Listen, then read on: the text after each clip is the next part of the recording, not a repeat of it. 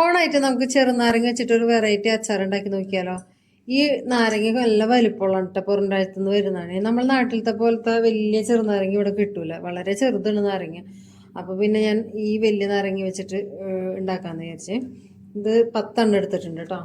നമുക്ക് വെള്ളം ഒഴിച്ചിട്ട് നല്ലോണം ഒന്ന് വാഷ് ചെയ്ത് തുണി കൊണ്ട് തുടച്ചതിന് ശേഷം ഇത് ടിഷ്യൂ വെച്ചിട്ട് നല്ലോണം വെള്ളമില്ലാണ്ട് തുടച്ചെടുക്കണേ. അച്ചാറിൽ എപ്പോഴും ശ്രദ്ധിക്കേണ്ടത് തീരെ വെള്ളം പാടില്ല കേട്ടോ ഒന്നിലും. ഇനി ഇതിൻ്റെ അകത്തേക്ക് നമുക്ക്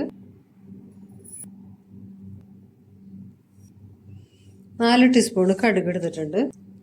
ഇനി ഇതിലേക്ക് ചേർക്കുന്നത് 2.5 ടീസ്പൂൺ ഉലുവയാണ്,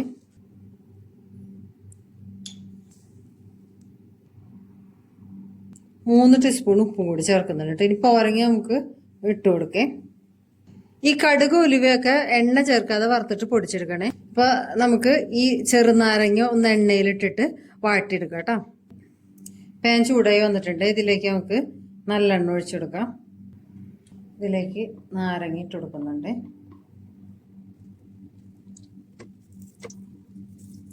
ഒറ്റത്തവണ ഇട്ട് വാട്ടാൻ പറ്റില്ല. അപ്പോൾ നമുക്ക് കുറച്ച് വാട്ടിയിട്ട് പിന്നെ അടുത്ത സെറ്റ് ഇട്ട് കേട്ടോ.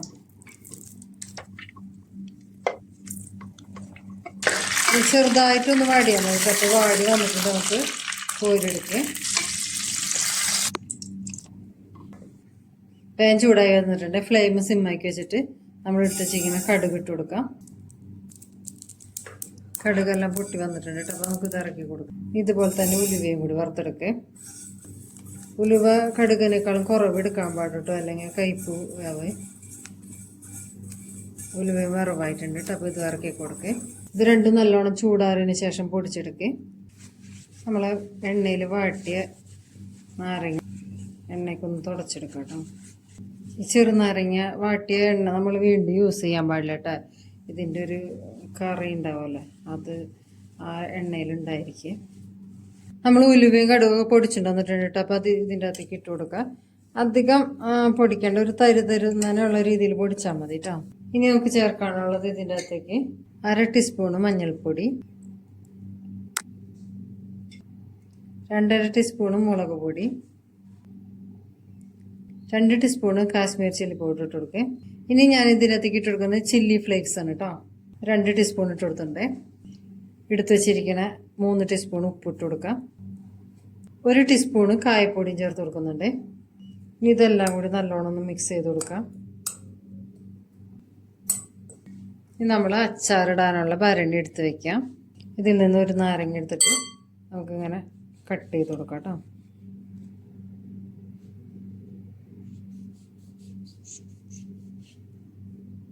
നീര് അതിൻ്റെ അകത്തേക്ക് വീഴും. ഇവിടെ കട്ട് ചെയ്യാം.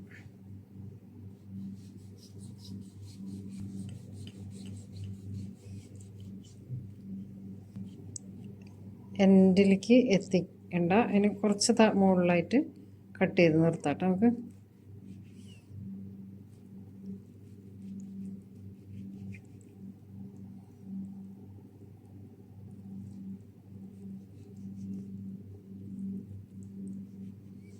ഇങ്ങനെ ഈ എൻഡ് വരെ കട്ട് ചെയ്തെടുത്താൽ മതി കേട്ടോ.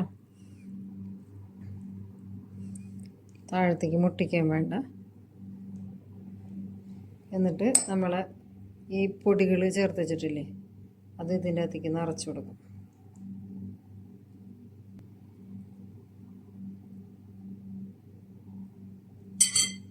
അങ്ങനെ നിറച്ചിട്ട് നമുക്ക് ഈ ഭരണിയിൽ ഇട്ട് കൊടുക്കാം. ഭരണിയിൽ തീരെ വെള്ളം പാടില്ല കേട്ടോ.